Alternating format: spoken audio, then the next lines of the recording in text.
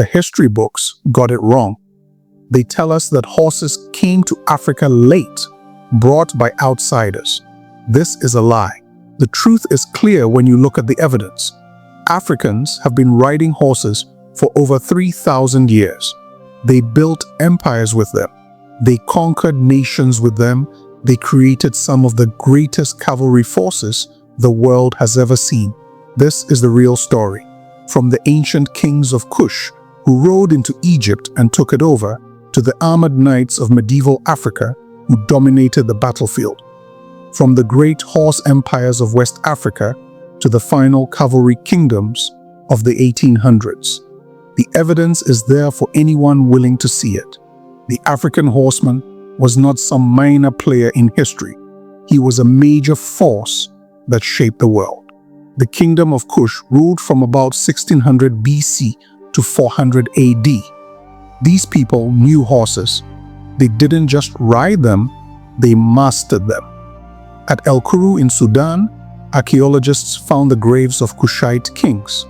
In 4 graves, they discovered 24 horses, each team ready for a 4-horse chariot. These weren't ordinary horses.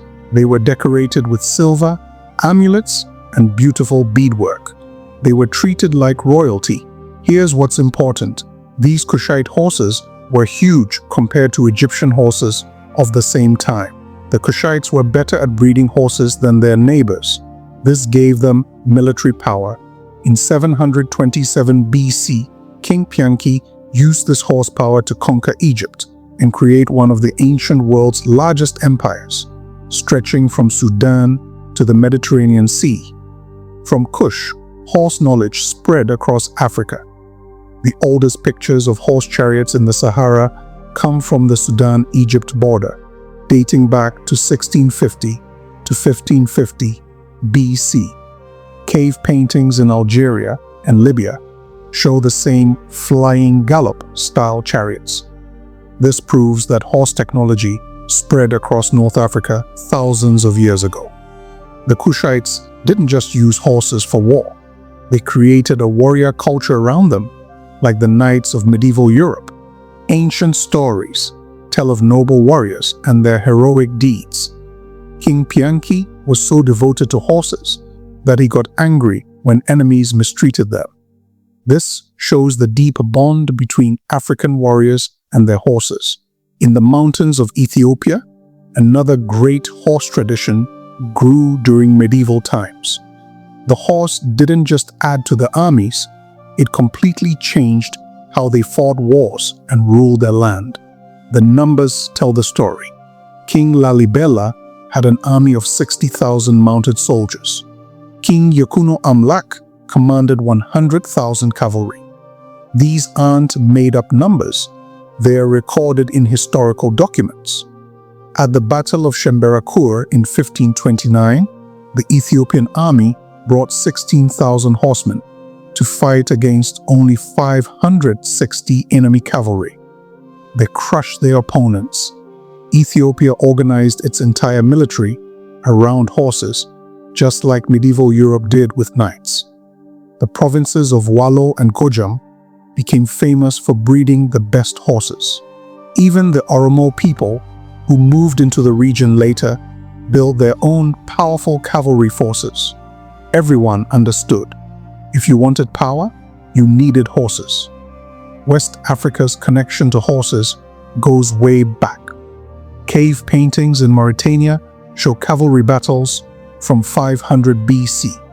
Archaeologists have found clay horse figures from the Bura in Jenne civilizations, 300 to 1500 AD, and a bronze horseman sculpture from Nigeria, dating to 1000 AD. Horse teeth found in Nigeria prove horses were there 2,000 years ago. The great West African empires built their power on horses. In the Ghana Empire, kings show their wealth by surrounding themselves with horses decorated in gold. The Mali Empire had at least 10,000 cavalry and imported horses from North Africa. The Songhai and Kanimbonu empires used massive cavalry forces to control huge territories. Travelers like Ibn Battuta wrote about seeing mounted chiefs everywhere at royal courts. Here's proof that horses weren't brought from outside. West African languages have many different words for horses, and these words don't come from Arabic or European languages. This means Africans had horses long enough to develop their own vocabulary. The region also developed its own horse breeds. The Dongolawi, Songhai, and Barana, which are still around today. The 1800s saw the final chapter of Africa's great horse empires. The Sokoto Caliphate, Bornu, and Bagirmi were the last kingdoms to rule through horsepower before European colonialism ended their reign. The Sokoto Caliphate was the largest African state before colonialism. Its cavalry used shock tactics and close combat to dominate enemies, but they were smart. After 1860, they adapted by adding more infantry and guns to their forces. The kingdom of Bornu had elite horsemen, wearing quilted cotton armor, leather protection, and chainmail. Some even wore steel chest plates. Their horses wore armor too, and the warriors carried long spears.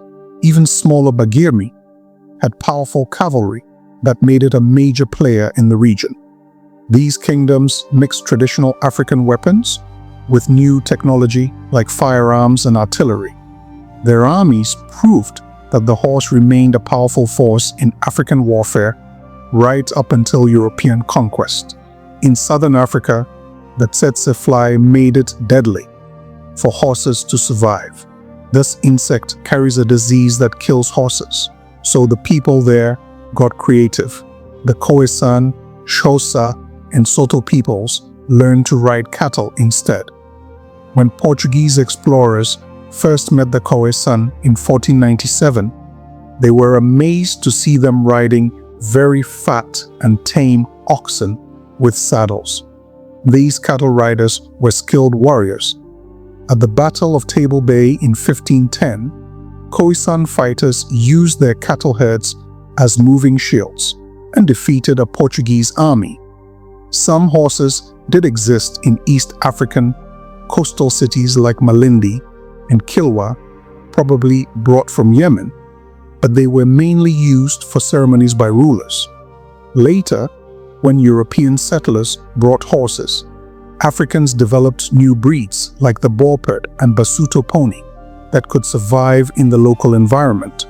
These horses became important in the 19th century conflicts. This shows how Africans always found ways to adapt and use horses effectively. Horses weren't just for war.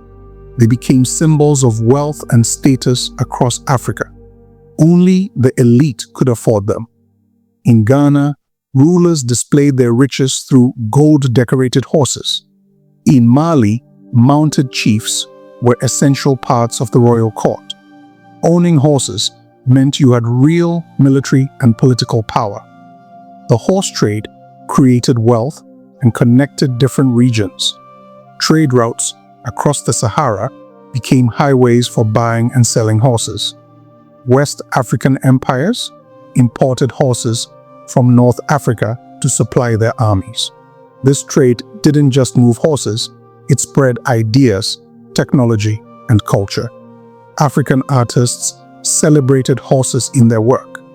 Ancient Sahara rock art, bronze sculptures from Igbo Uku, and clay figures from Bura and Jene all feature horses.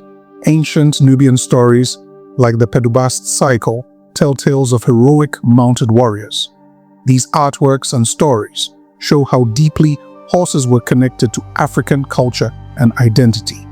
One of the most amazing stories comes from a French knight named Robert de Clary, who wrote about the Fourth Crusade around 1216. In Constantinople in 1203, he saw something remarkable: a black African king visiting the Byzantine emperor.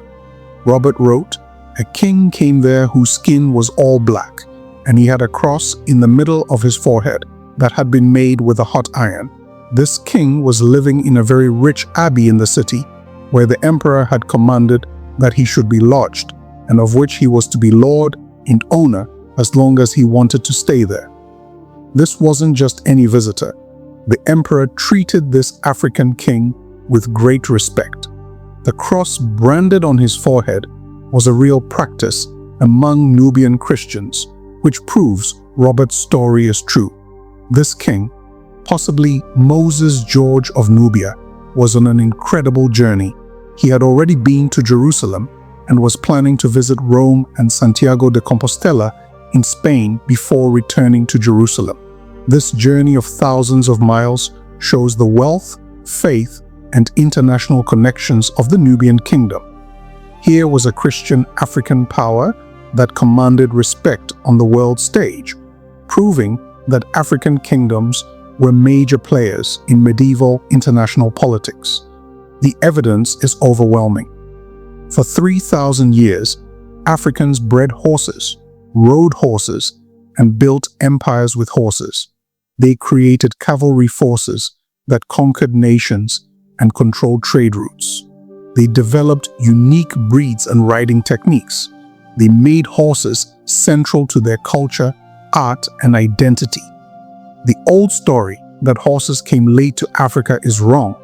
The archaeological evidence, the historical records, the linguistic proof, and the artistic traditions all tell the same story. Africa was a major center of horse culture from ancient times. Until the lions have their own historians, the history of the hunt will always glorify the hunter.